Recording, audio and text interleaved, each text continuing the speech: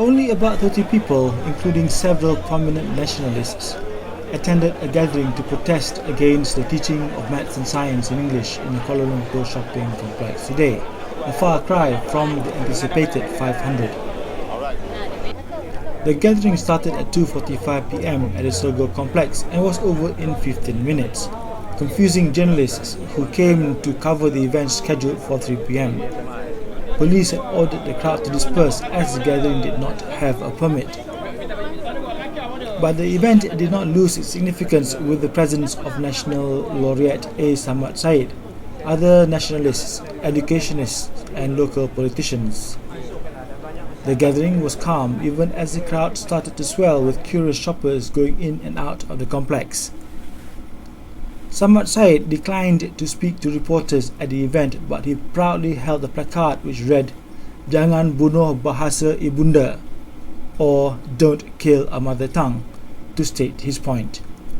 Also present were poet Cik Shamsuddin Osman, or famously known as Dinsman, former Malay language professors Abdullah Hassan and Dr. Syahrir Muhammad Zain, and also writer Ainun Muhammad. Renowned poet Pian Habib, National Writers Association committee member Ibrahim Ghaffar, and theatre activist Khalid Saleh were also there. So were politicians Batu MP Tian Chua, PKR Youth Chief Syamsul Iskandar Mat Akin, and Federal Territory PAS Youth Chief Kamruzaman Muhammad. We asked theatre activist Khalid Saleh about his opposition towards the use of English as the medium to teach maths and science.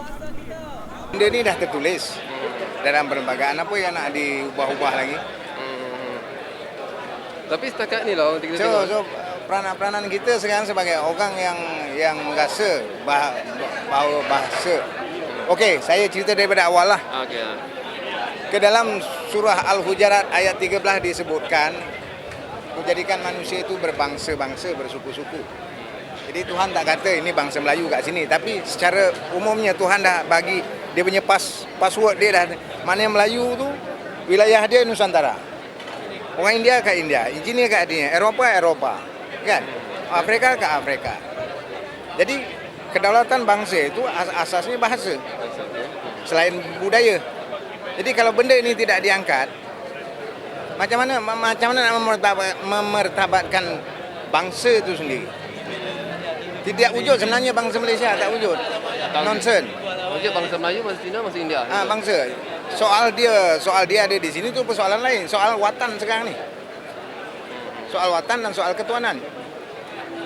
Jadi zaman Ibnu Battuta 1345 kalau tidak silap saya, dia datang sini dah wujud bangsa Melayu. Dah jauh sebelum tu dah wujud bangsa Melayu dengan budaya Melayu, dengan bahasa Melayu. Tiba-tiba nak ubah jadi bahasa lain ni.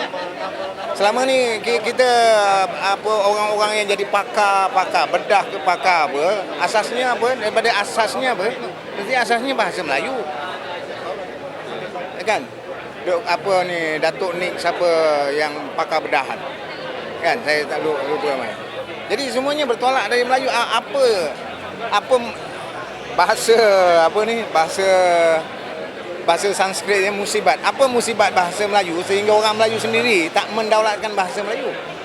Wah, tapi dulu kan, Wak, bila 11 tahun lepas kan, 7 tahun lepas, pergi perkenalkan dasar ni, kita nampak orang Melayu sendirilah, tak kira lah seniman ke apa, nampak siap. Sekarang baru kita berani. Kenapa? Tak ada masalahnya. Ini satu kelemahan. Sorry to say lah, kelemahan orang Melayu bila dia dah terdesak sangat, bila dah terempit, baru dia tengok kanan kiri apa harus dia buat.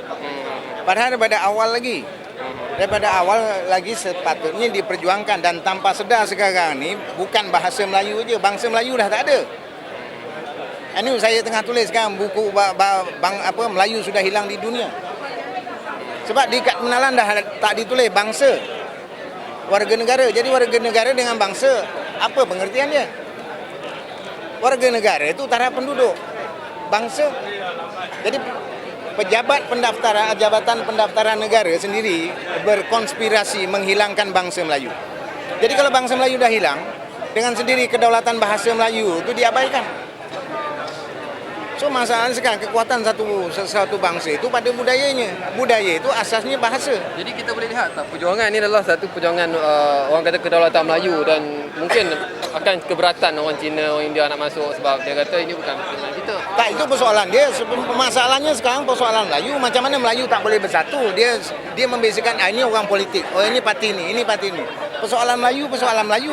Tak ada hubung kait dengan parti. Walaupun dia daripada itu parti ini, itu persoalan lain. Persoalan Melayu adalah persoalan bangsa. Persoalan politik persoalan lain.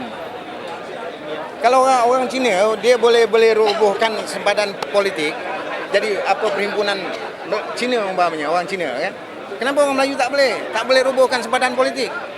Wujudkan satu kesatuan bangsa untuk mengangkat martabat bahasa. Tapi atas dasar bangsa, atas dasar bahasa, saya datang. Saya menyokong daripada awal lagi, daripada kongres bahasa di Dewan Bahasa lagi. Kesatuan Melayu saya tak pernah, maknanya saya tidak pernah ingkar, saya tidak pernah miss. Saya sentiasa ada. Sebab ini hak kita. Kalau orang Melayu sendiri tidak mendaulatkan bahasanya, tidak mendaulatkan bangsanya, tak apa. Itu yang berlaku sekarang. Tanpa sedar orang Melayu dia lupa bahawa di Kad Menalan sudah tidak ditulis bangsa.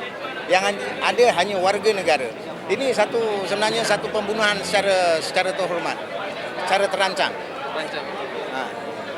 Nak wujudkan bangsa Malaysia. Malaysia lahir tahun berapa? Bangsa Melayu dah wujud lebih 600 tahun dulu dengan budayanya, dengan bahasanya.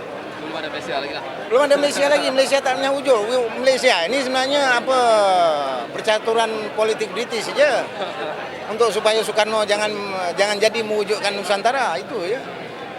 The gathering was touted as a prelude to nationwide roadshows that will culminate in a mammoth demonstration in front of the National Palace slated for March 7th. Kita akan buat di negeri, roadshow di negeri, dan juga kita akan buat serahan memorandum kepada ahli-ahli parlimen pada 17 hari bulan 2 jam 10 pagi 17. Dan kita akan bergerak buat roadshow di negeri-negeri bermula daripada 13 hari bulan di Pahang secara aman insyaAllah. Dan diakhiri dengan himpunan raksasa 100,000 di depan istana pada 7 hari bulan Mac 2009.